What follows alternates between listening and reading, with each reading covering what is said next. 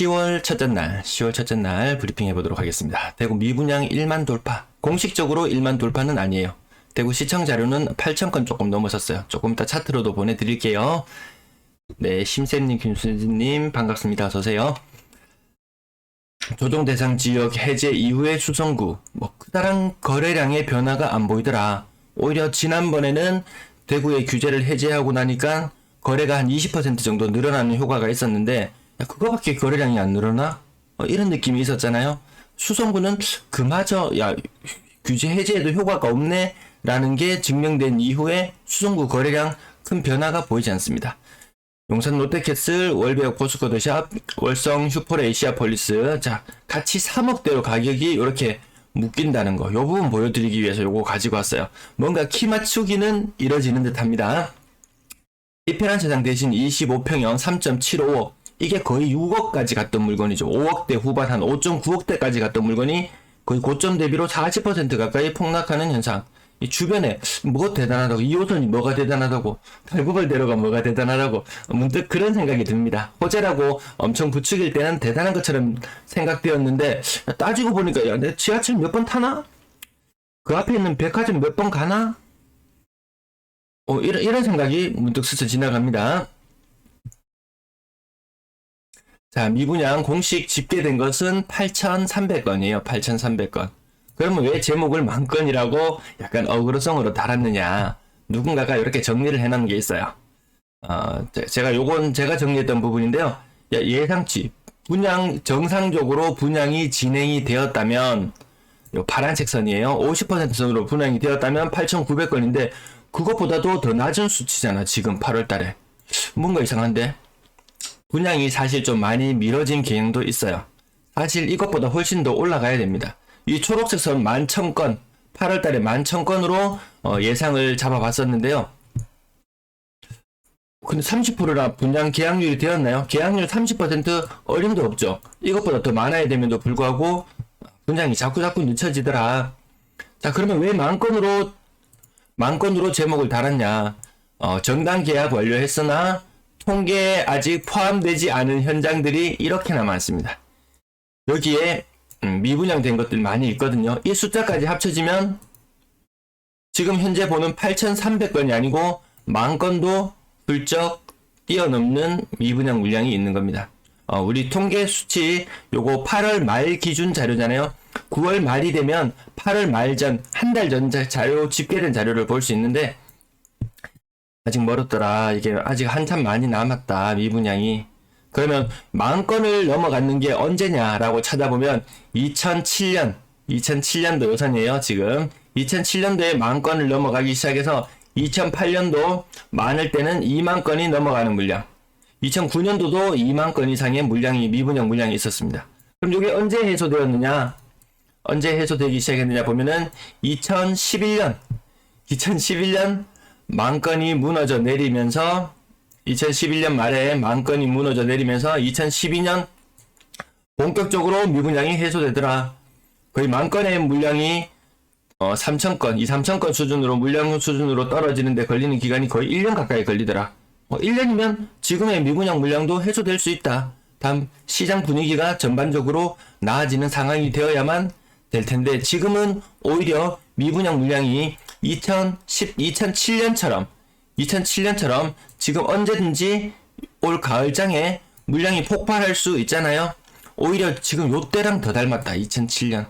지금 조정대상 지역 해제 전국적으로 다 해주는 상황 속에서 분양 밀어내기가 가을부터, 이제 가을도 아니죠. 이제 가을 접어들었고 10월, 11월, 12월 올해 하루라도 더 앞당기자, 내년 되면 불확실성이 더 크다, 이런 여론이 팽배하고 있습니다. 그렇다면 미분양 물량은 요때랑 2007년이랑 정말 닮았는 것 같잖아요. 공식 통계는 한 8,500건에서 9,000건 정도 되는 상태에서 12,000건 정도, 12,000건 수준까지 점프하는 현상. 우리는 지금 10월에서 12월까지 이 현상을 보게 될 것이다. 그리고 한동안 없다가 뒤늦게 이분 이 시장 분위기 속에서는 분양하기 어렵겠는데 라고 느끼지만 그래도 밀어내기 할 수밖에 없잖아요.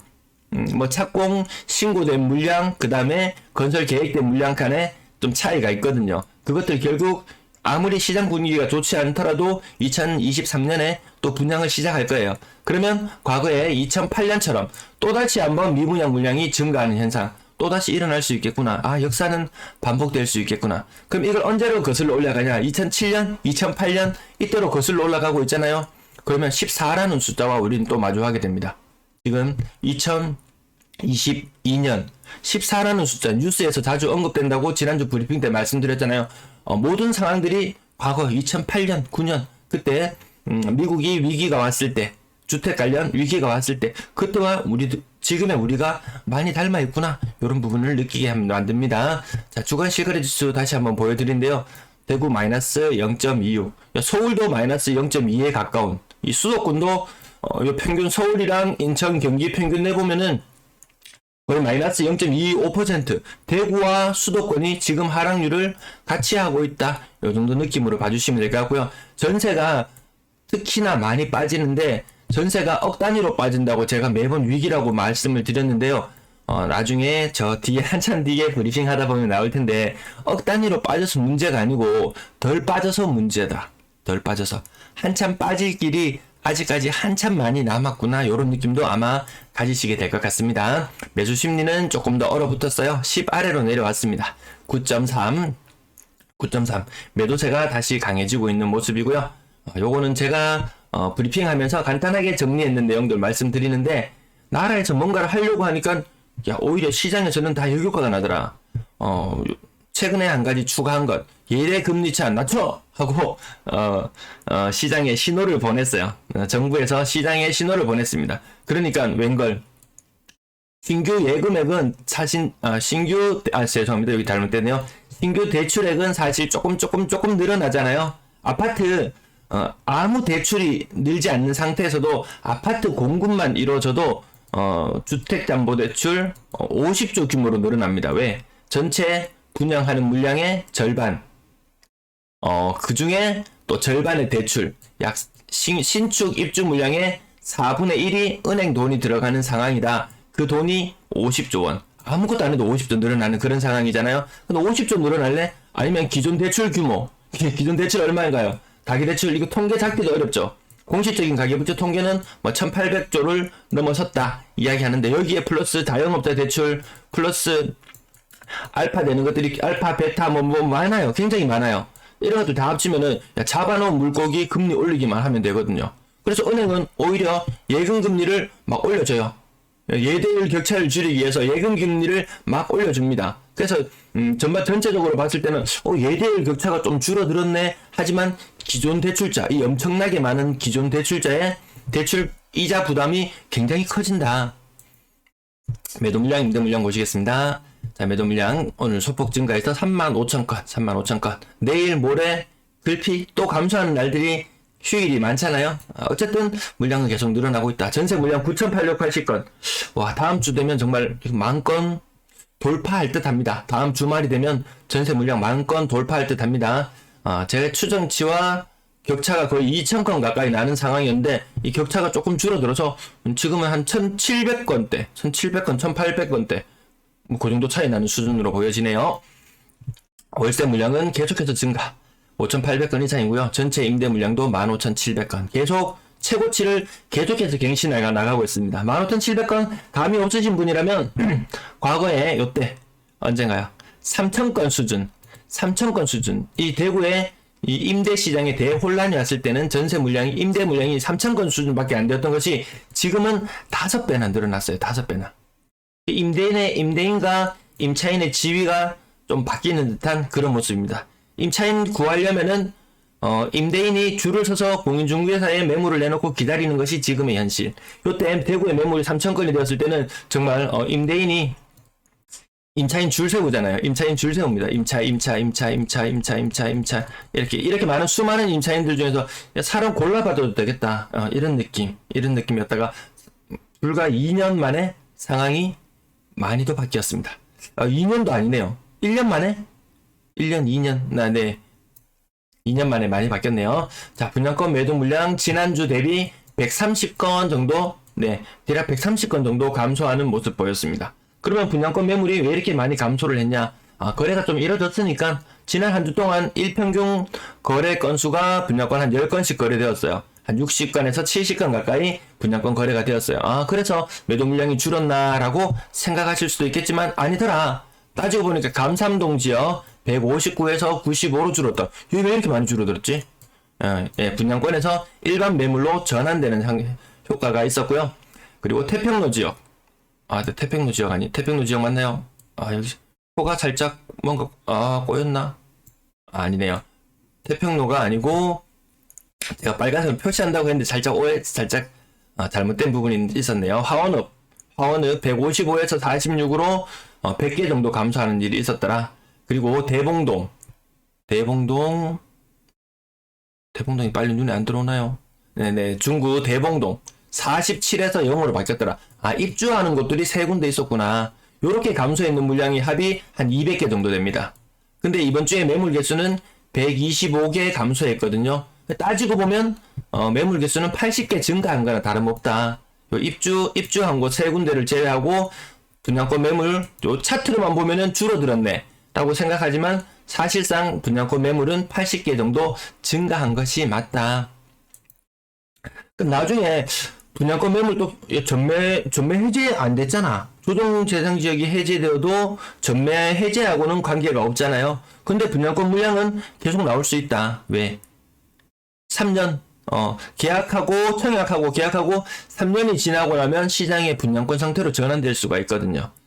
그 부분도 나중에 물량 부담으로 다가올 수 있습니다. 혹자는 전매 제한 해제해라, 규제 해제할 건 다 해라라고 이야기하는데 지금 순간에 전매 해제까지 하게 되면 시장에 물량은 넘쳐납니다. 시장 정말 대혼란이 일어날 수도 있습니다. 그러니까 뭔가 규제 해제를 한다는 것이 정말 쉬운 것이 아니구나. 그동안 억눌렸던 문제들이 다 터져 나옵니다. 자, 거래량 39건. 그래도 양호한 거래량 흐름 보여주고 있고요. 9월 현재 514건, 8월 거래 896건으로 마무리되었어요. 여기 파란색 숫자 852와 896 보면 요 차이가 크지 않다는 걸 알 수 있습니다. 그렇다면 우리는 9월의 확정 거래량, 9월의 거래량은 지금 514건이 신고되고 있는데요. 9월 말이 되면은 요거 거래 건수가 거의 800건대, 거래량이 규제 해제되어서 수성구까지 규제 해제되어 조금 늘어난다 손 치더라도 한 850건대 모르겠구나. 그렇게 크게 증가하는 느낌은 들지 않습니다. 어쨌든 일별 거래량은 좀 비교적 많아요. 근데 저는 이 표를 만들면서, 어제 저녁에 표를 만들면서 살짝 기분이 좋았습니다. 왜 기분이 좋았냐 보니까 이 빨간 날 개수가 몇 건인가요? 12입니다. 12.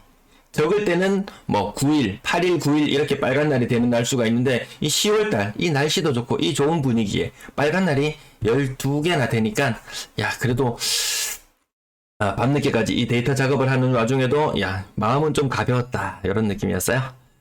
가격 상단 부분부터 대구 유라 48평형 7억 2천 요거 높게 가격 형성된 거 하나 있고요. 협정 6쿨의 주곡 15% 정도 하락. 대형 평형도 거래가 좀 재개되면서 가격이 떨어지는 현상, 근래 나타나는 현상입니다.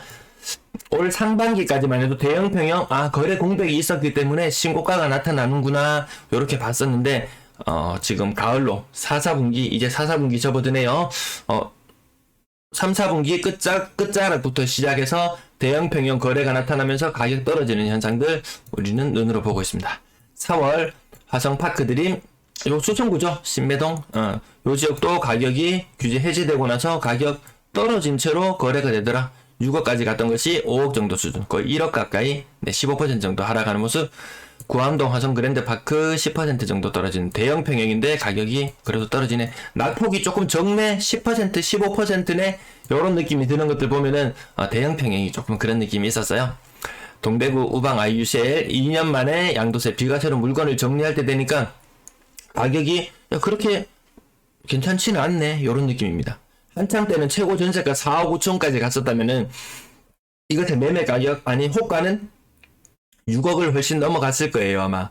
6억을 넘어갔던 물건 4억 5천에 정리해야 되는 이런 상황. 최근에 전세 가격 보면 2억 8천만 원 정도 수준으로 형성되더라.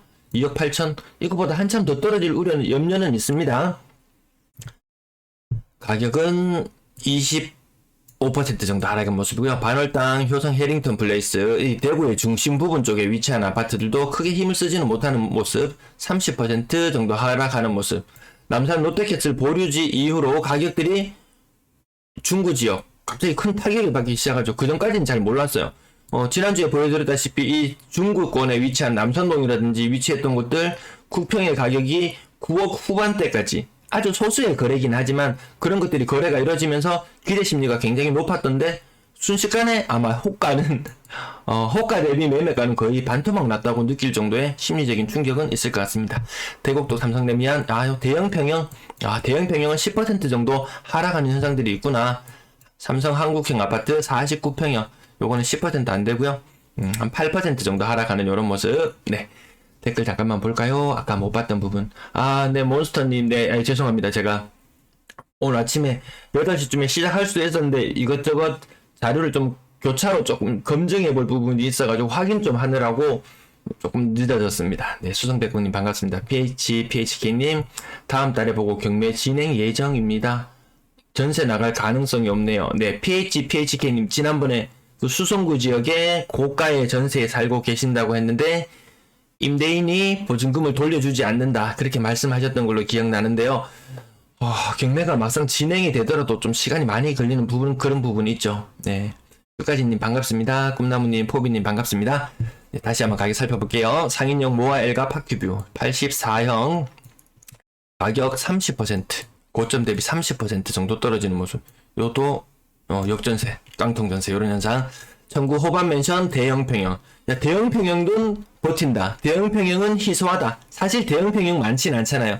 근데 대형 평형에 산다는 것이 사실 뭐 자녀를 한창 뭐 키우고 이럴 때는 괜찮지만 시간이 지나고 자녀들이 장성하고 뭐 출가를 하고 나면 대형 평형 운영하기 솔직히 좀 부담스럽잖아요. 청소하는 것도 부담스럽고 관리비도 조금 더 많이 나가는 부분도 있고 경기가 안 좋아지면 이 관리비 몇 푼도 아껴야 되는 그런 상황.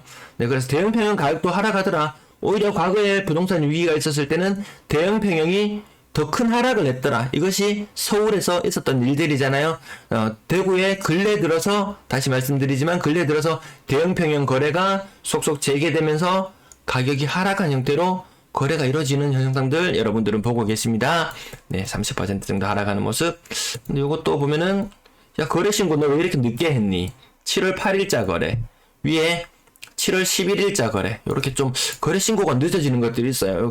과태료 처분될 수 있는 건들인데 조금 늦어지는 모습 보고요. 용산 롯데캐슬 올 연초에 가격 큰 폭으로 하락해서 충격을 우리에게 안겨줬어요. 그것은 직거래일 것이야. 무슨 거래일 것이야. 그때도 온갖 말들이 많았어요. 근데 지금 떨어진 가격은 그때 가격보다 더 낮은 가격. 제가 이게 직거래인지 중에 그런지 찾아보진 않았어요. 거의 40%에 가까운 하락이 나타났는데요. 찾아보진 않았어요. 근데 인근이라고 할 만하죠. 그 주상복합 숲에 둘러싸인 아파트, 그 2000세대 가까이 되는 그 아파트, 이마트도 빠져나가버린 동네. 그 아파트도 가격 호가가 막 3억 초반, 3억 중반까지도 이르지 못하는 호가가 나온다고 하는 걸 봤을 때, 얘 많이 빠졌구나. 용산 롯데캐슬. 이 뒤쪽에, 용산 롯데캐슬 뒤쪽에 법원이 있더라, 법원. 사실 법원이 있는 동네, 어느 지역이든 가보니까 법원이 위치한 곳 동네가 좀 잘 나가던데, 이거 좀 많이 빠지네, 요런 느낌 들고요. 월베어 포츠코토샵, 오늘 제목에 붙여봤듯이, 요것도 3억대 후반, 뭔가 3억대 후반. 이 느낌 조금 지울 수가 없습니다. 30% 가까운 하락 이렇게 보여주고요. 이 편한 세상 대신 오늘 가장 큰 하락인데요. 제목에는 제가 40%라고 달아놨는데 39점 몇 %였던 것 같아요. 계산기로 매번 다 두드려서 퍼센트 확인해 보는데 거의 뭐 40% 가까운 하락을 보였더라. 최고 잘 나갈 때 5억 9,900까지 갔었어요. 25평형에 6억이라? 야, 이거 대구에서 정말 이 희소한 그런 거래 가격인데요. 이런 현상도 있었네요. 형님 부르죠? 30% 정도. 오늘 낙폭, 야, 30%, 40% 떨어졌는 물건들의 가격이 5억, 6억을 갔던 것들인데, 5억, 6억을 갔다. 근데 이 효과는 분명히, 호가는 6억, 7억, 아마 그 이상이었던 것 같아요. 그래, 충격이 더 크게 느껴진다. 야, 한창 때 가격이 절반밖에 안 되네? 이런 느낌들 있잖아요. 아마 집을 파시는 분들은 굉장히 많이 속이 쓰린 그런 상태. 극동 스타클래스 남산 30%, 남산동 아까 중구에 위치한 그런 지역들 가격 같이 많이 빠지네요. 그런데 하물며 두류역, 또 두류역을 언급하지 아니할 수가 없습니다. 두류역과 이 중구 남산동 지역, 남산동 지역, 그 두류역이 지금 분양가가 지금 더 비싸게 나오잖아요. 사람들은 분명히 이쪽을 더 선호한다고 이야기를 했는데, 뭐 더블 역세권이 어쩌고 저쩌고 하면 더 선호한다고 이야기했는데, 이쪽이 더 분양가가 더 비싸게 나오고 있어요. 잘 진행될지, 네, 한번 나중에 지켜봐야 될 부분인 것 같습니다. 저런 것들이 가격이 이제 뭐 청약 경쟁률도 높아지고 거래가 잘 이루어진다면은 다음에 후발주자들도 자신있게 분양가를 올리는 그런 현상들이 과거에 있어 왔는데, 지금은 성공할지 아닐지 그것도 좀 의문스럽습니다. 대실력 태양아라스 가격도 30% 정도 빠졌고요. 노변 청구 시지동 규제 해제 이후에 수성구의 거래 가격입니다. 가격이 30% 가까이 빠지는 현상. 규제 해제돼도 별거 없네, 요런 느낌. 뭐 거래량도 살아나지 않네, 요런 느낌. 자, 대곡동 삼성레미안 도로가에 가다가 보면 보이는 그 아파트 같은데요. 여기도 가격이 30% 이상 하락하는 모습. 야, 2억 6천이면 도대체 언제적 가격이야 저게? 도대체 언제적 가격이야? 정말 2017년? 16년에도 저 가격이었지 않나 싶을 정도, 아마 그 정도 가격대인 느낌인 것 같습니다. 신축들 많이 오래되지 않은 아파트들도 가격은 그렇게 힘을 많이 받지 못하는 모습. 대실력 청아람 1단지 가격 30% 정도 하락하는 모습. 2억 초반대로 밀려. 하여튼 우리가 그동안 생각했던 가격들, 머릿속에 들어있던 가격들은 좀 잊어버릴 필요가 있는 것 같다. 건당 거래대금 막대 그래프상으로 보시면 조금 분위기 살아나려고 하면 막대 그래프가 위로 올라오는 모습. 근데 지금은 다시 썩 그렇게 많이 살아나는 분위기는 아닌 것 같아요. 자, 2000건 돌파 여부를 주목해야 되는데 9월의 거래량은 850건. 정말 수성구 규제 해제 효과가 좀 힘을 받는다 손 치더라도 거래량은 1000건을 넘어가기는 힘들어 보이죠. 힘들어 보입니다. 2000건 돌파할 때마다 대구에서는 큰 가격의 변동이 있었습니다. 2017년, 그리고 2018년도 2000건 이상, 그리고 2019년 서울의 분위기 좀 안 좋아지려고 했었어요. 근데 다시 올리던 금리를 한두 차례 내렸어요. 그 현상 나타나면서 다시 거래량이 살아났을 때도 2000건 이상. 2020년 엄청난 가격 대폭발이 있었을 때도 2000건 이상.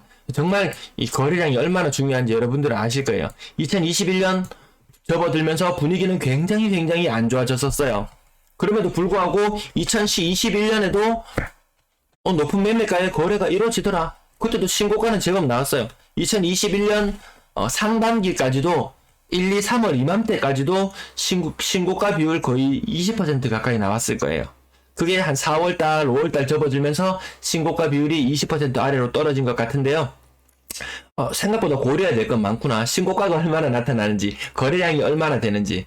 근데 뭐 방송을 계속 시청하고 계시다면 제가 거래량이 살아나네요, 아니네요, 신고가 비율이 높아지네요, 아니네요, 일일이 여러분들이 뭐 많이 찾아서 하지 않으셔도 내용들은 알 수 있겠더라. 네, 3억 미만 비중 60% 정도, 6억 이상 비싼 물건 아무도 안 산다, 아무도. 10억 이상 부자 몇 명? 뭐 1만 명 넘어가나요, 대구에? 부동산을 제외하고 현금성 자산만 10억 이상 가진 사람 이렇게 많지만, 거래는 이미 이 사람들은 집이 거의 다 있겠죠, 뭐. 추가로 사는 것 사실 그렇게 큰 메리트가 있는 시점이 아니니까요. 비율은 5% 정도, 분양권 5건 중에 신고가는 1건 있었고요. 수성 골드 클래스 더 센텀. 이거 좀 신기하지 않나요? 수성 골드 클래스 더 센텀. 이게 왜 지금 이 시점에 분양권 상태로 거래가 되느냐? 이거 입주 언제 했는지 기억나시나요? 작년에 입주 물량 한창 많을 때 2021년 12월, 제 기억으로는 2021년 12월에 입주로 기억합니다. 맞나요? 근데 이게 지금 9월 29일자로 거래가 되었어요. 분양권 상태로. 일반 입주해서 등기친 매물이 아니고 분양권 상태로 거래가 이루어졌답니다. 거래 일자가 9월 29일인 걸 보면 규제 해제될 때까지 버티고 했다. 그럼 이 6억이란 가격이 무엇이냐? 84.974 21층. 제가 정확한 타입은 찾아보진 않았어요. 이게 AB 어느 타입인지는 찾아보진 않았어요. 어느 라인인지도 찾아보진 않았어요. 다만 21층이다. 21층 분양가는 어디든지 찾아봐도 낮으면 5억 8,600, 높으면은 5억 9,500. 대충 5억 9천이라고 치고 이거 확장비 들어가죠. 이것저것 뭐 에어컨도 하고 옵션도 분명히 했을 거예요. 그러면 얘는 실질적인 마피 거래다. 야, 규제 해제되었는데 끼해서 나타나는 게 마피 거래? 수성구 오늘 제목에 규제 해제 이후에 어떤 모습이 있냐. 여러분들이 보셔서 아시겠지만 이 매매 가격도 떨어진 것, 시지동 가격 떨어진 채로 거래되고 거래 건수도 많지 않고 분양권 그나마 거래할 수 있는 물건, 야, 이거 몇 개월을 버텼어요. 9개월, 거의 그 10개월을 버틴 거예요. 10개월을. 이거 말이 6억이지 10개월을 버텼다면 뭘 생각해봐야 되나요? 입주 지정기간 2개월이 지나고 나서 입주 지연이자만 8개월을 물었어요. 지연이자, 입주 지연이자 8개월을 물었어요. 계약금 대략 6천만원 들어가 있고 5.4억이라는 돈 이 잔금 치지 않고 버텼다. 8개월을 버텼다. 5.4억의 금리 한 4% 아니잖아요. 지연이자는 이 금리가 막 10% 이상까지도 막 올라갑니다. 그러면 이거 대충 그래도 한 8% 정도 잡고 계산하더라도 이 이자만 한 4, 5천만원 날라갔을 수도 있어요. 그래서 옵션이나 이것저것 감안하면은 정말 저거 야 분양가보다 비싸게 그래도 거래됐잖아. 단순히 대지비와 건축비만 보면은 그렇게 생각할 수도 있지만 아니더라 이거 정말 마피 5천 정도의 거래일 수도 있겠다. 수성구라고 이야기했는데 사실 수성구 이야기하는 것이 그 학군이나 이런 것들 때문에 이야기했는데 중동이나 이런 지역은 학군하고는 좀 사실 거리가 멀죠. 오히려 어디 뭐 신천역 생활권으로 봐야 되나요? 신천역 생활권도 조금 먼 느낌이 있는 것 같기도 하고 신천역이 아니고 신천. 네. 야, 좀 장난 아니네. 저도 이거 갑자기 생각하니까 이 분양권으로 거래되는 게 정말 이게 좀 의아합니다. 대명역 센트럴 21 4억 7천. 동대구역 센트럴 시티자이 요거는 가격 괜찮게 받은 듯한 모습. 6억 가까이. 근래 시장 분위기 속에서 6억 가까이 가격 나온 것 잘 나온 것 같습니다. 전세 거래량은 그렇게 많지는 않지만 요거 조금 시간이 지나면 업되더라. 그 현상을 여기서 찾았습니다. 요것도 말씀을 몇 번 드린 적이 있는데요. 기한 후에 제가 통계를 작성 다 해놓고 봤을 때는 6월의 거래량 1273건 매일매일 기록을 합니다.